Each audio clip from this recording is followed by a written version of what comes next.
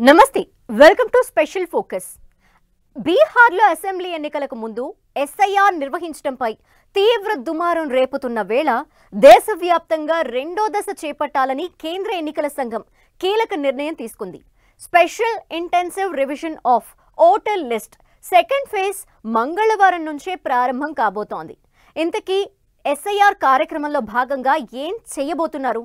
అసలే ప్రాసెస్ ఎలా సాగుతుంది?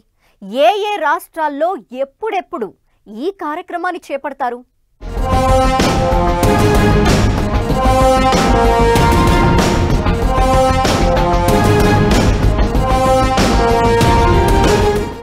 దేశవ్యాప్తంగా 12 రాష్ట్రాల్లో అమలు. ఓట్ల సవరణ జరగబోయే రాష్ట్రాలేంటి? అసలు ప్రక్రియ ఎలా సాగబోతోంది? ప్రత్యేక సమగ్ర సవరణ ప్రాసెస్ ఏంటి? ఏ రాష్ట్రాల్లో ఎలాంటి పరిస్థితి ఉంది? బీహార్లో విధానం ఎలా సాగింది?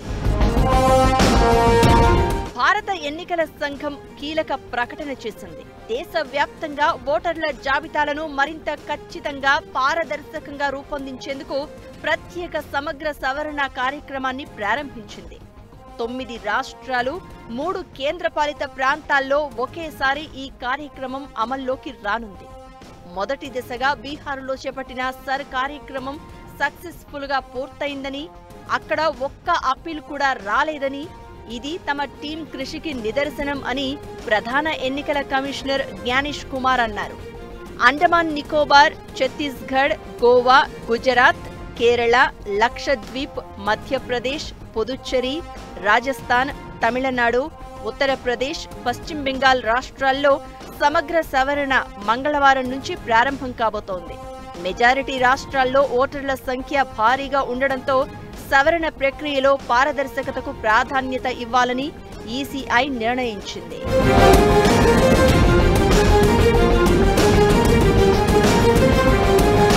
సవరణ ప్రక్రియ దశల వారీగా జరుగుతుంది.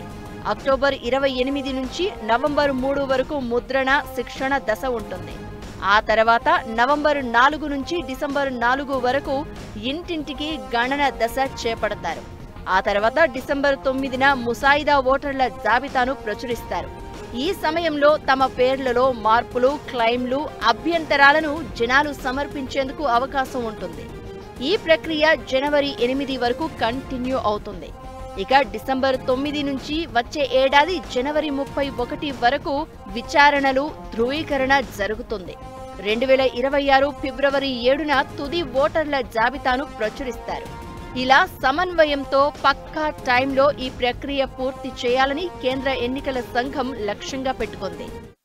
కొత్త సిస్టమే కాదు, తరచు ఎలక్షన్ కమిషన్ అసలు పాత రిజిస్టర్, పాత ఎలక్టరల్ లిస్ట్ అంతా తీసి కొత్త ఏమున్నాయి చూస్తూ చాలా కరెక్ట్ ప్రొసీజర్. స్వతంత్రం వచ్చినప్పుడు ఇది చెప్పుడు చేస్తూ వచ్చారు. ఇప్పుడు వచ్చిన ప్రాబ్లం ఏంటంటే ఎలక్షన్ కమిషన్ ఇప్పుడైతే స్పెషల్ ఇంటెన్సివ్ రివ్యూ చేస్తూ అన్నారో చాలామందికి ఎవరైతే ఓటర్లు అనుమానం ఏంటంటే బంగ్లాదేశ్ నుంచి, నేపాల్ నుంచి వచ్చి సెటిల్ అయిన వాళ్ళు పేర్లు తీసేస్తారు కాబట్టి, వాళ్ళు కొన్ని ఓట్ బ్యాంక్స్గా ఉన్నారు కాబట్టి వాళ్ళని తీసేస్తే నష్టాలు వస్తాయని కొన్ని రాజకీయ పార్టీలు ఫీల్ అవుతున్నారు. సవరణ ప్రక్రియలో బూత్ లెవెల్ అధికారులు కీలక పాత్ర పోషిస్తారు. వీళ్లు ప్రతి ఇంటిని 3 సార్లు సందర్శిస్తారు. ఓటర్ల పేర్లు సరిగ్గా ఉన్నాయా లేదా, అడ్రస్ మారిందా, కుటుంబ సభ్యుల వివరాలు సరిగ్గా ఉన్నాయా లేదా అనేది పరిశీలిస్తారు. 2002, 2004లో జరిగిన చివరి సరిలో బిఎల్ఓలు ఓటర్ల పేర్లను ఈఎఫ్ ఫారంల ద్వారా ధృవీకరించినట్లే ఈసారి కూడా వారు అలానే పనిచేస్తారు. దీనికి అదనంగా ఓటరు పేరు లేదా వాళ్ల కుటుంబ సభ్యుల పేర్లు సరిగ్గా లేకపోతే బిఎల్ఓలు సహాయం చేస్తారు. ఇక ప్రతి పోలింగ్ స్టేషన్లో గరిష్టంగా 1200 మంది ఓటర్లు మాత్రమే ఉండేలా ఏర్పాట్లు చేస్తామని సిఈసి స్పష్టం చేశారు. ఎక్కువ మంది ఓటర్లు ఉన్న చోట కొత్త పోలింగ్ స్టేషన్ క్రియేట్ చేస్తారు. ఇది ఎన్నికల సమయంలో గందరగోళాన్ని తగ్గించి ఓటు వేయడాన్ని సులభతరం చేస్తుందని ఎన్నికల సంఘం చెప్తోంది.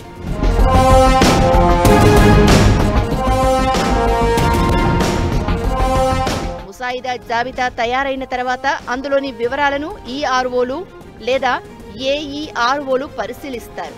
గణన ఫారంలు సమర్పించిన ఓటర్ల పేర్లను చేర్చుతారు.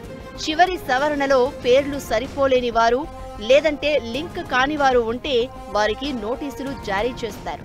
విచారణ తర్వాత అర్హత నిర్ధారించిన వారిని తుది జాబితాలో చేరుస్తారు. దేశంలో చివరి ప్రత్యేక సవరణ 2001 నుంచి 2004 మధ్య జరిగింది. ఆ తర్వాత వలసలు, డబుల్ ఓటర్ ఐడీలు, చనిపోయిన వ్యక్తుల పేర్లు తొలగించకపోవడం లాంటి సమస్యలు తలెత్తాయి. ఈ సమస్యలను పరిష్కరించడమే ప్రస్తుత సర్ లక్ష్యంగా పెట్టుకుంది. 1951 నుంచి ఇప్పటి వరకు దేశవ్యాప్తంగా 8 సార్లు సర్ను నిర్వహించారు. ఈ ఏడాది ప్రారంభంలో బీహార్లో భారీ సర్ ప్రక్రియ నిర్వహించారు. సెప్టెంబర్ 30న తుది జాబితా రిలీజ్ అయింది. బీహార్లో ఓటర్ల సంఖ్య 7,84,00,000 నుంచి 7,42,00,000కు తగ్గింది. అయితే అభ్యంతరాలు రావడంతో ఆ తర్వాత కొందరి పేర్లను తిరిగి చేర్చారు. అక్రమ వలసదారులు, డబుల్ ఓటర్ ఐడీలు, చనిపోయిన ఓటర్ల పేర్లు తొలగించడమే ప్రధాన లక్ష్యమని ఎన్నికల సంఘం చెప్తున్నా ప్రతిపక్షాలు మాత్రం ఓటు చోరీ ఆరోపణలు చేశాయి. దీంతో ఈ వ్యవహారం అప్పట్లో రాజకీయ అలజడి క్రియేట్ చేసింది. అయితే ఇప్పుడు మరో 12 రాష్ట్రాల్లో సరుకు రెడీ అవుతూ ఉండడంతో ఏం జరగబోతోందా అనేది ఆసక్తి రేపుతోంది.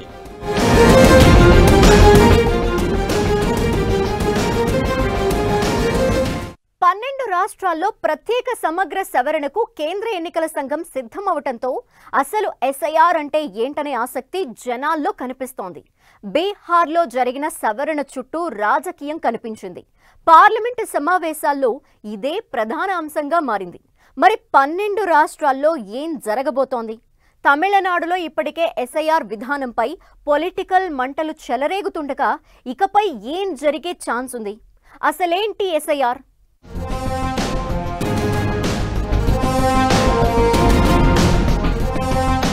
బీహార్లో సర్ చుట్టూ రాజకీయ ఘాటు. బీహార్ సరే, తమిళనాడు సంగతేంటి?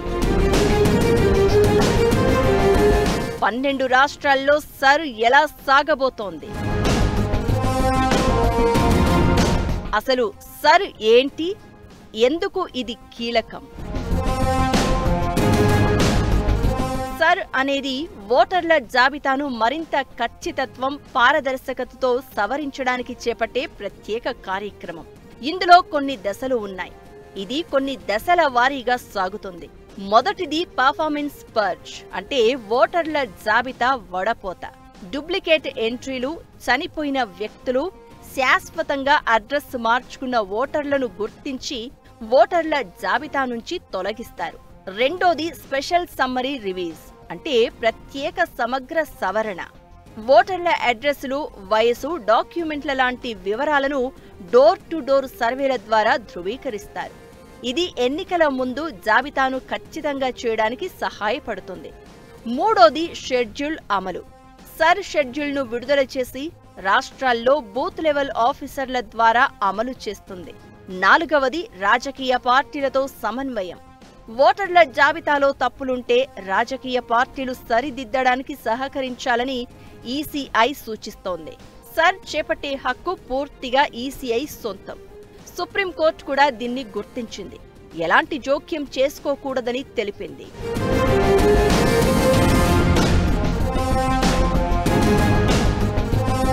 బీహార్లో సర్కి వ్యతిరేకంగా ఇండియా కూటమి పెద్ద ఎత్తున ఆందోళనలు చేసింది.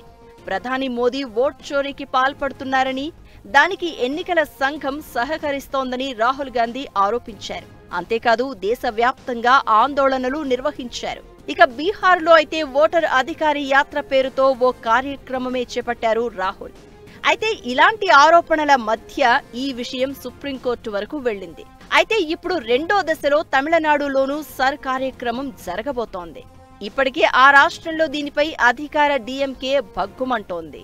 తమిళనాడులో వచ్చే ఏడాది మార్చ్, ఏప్రిల్ నెలల్లో అసెంబ్లీ ఎన్నికలు జరగనున్నాయి. సర్ నిర్వహణకు తమిళనాడు రాష్ట్ర యంత్రాంగం పెద్ద ఎత్తున కసరత్తు చేస్తోంది. 75,000 మంది సిబ్బందిని సిద్ధం చేస్తోంది. ఇందులో బూత్ స్థాయి అధికారులు, సూపర్వైజర్లు, జిల్లా అధికారులు, ఓటరు నమోదు అధికారులు, సహాయ ఈఆర్ఓలు ఉన్నారు. నిష్పక్షపాత ఓటర్ల జాబితాకు ఇదే సరైన మార్గమని బీజేపీ అంటూ ఉంటే, సర్ అమలు చెయ్యకూడదని డీఎంకే ఎంపీ కరుణానిధి వీరాస్వామి ఇప్పటికే సుప్రీంకోర్టును ఆశ్రయించారు. తమిళనాడులో సర్ తీసుకొస్తే దాన్ని ఎదుర్కొనేందుకు తాము సన్నద్ధంగా ఉన్నామని ఆ పార్టీ నేతలంటున్నారు. దీంతో రాబోయే రోజుల్లో ఏం జరగబోతోంది, సర్ ప్రక్రియ సాఫీగా జరుగుతుందా లేదా అన్నది ఆసక్తి రేపుతోంది. ఒక్క బీహార్ పరిణామాలకే దేశమంతా దద్దరిల్లింది.